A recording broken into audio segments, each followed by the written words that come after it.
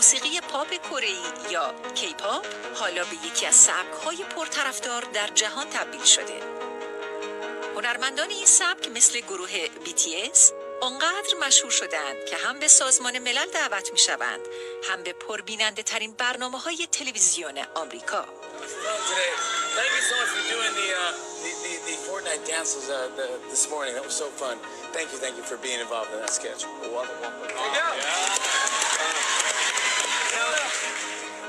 البته شهرت این خوانندگان جنبه‌ای تاریک هم دارد. این هنرمندان ظاهر عجیبی دارند. تشخیص هویت جنسی آنها کار چندان راحتی نیست.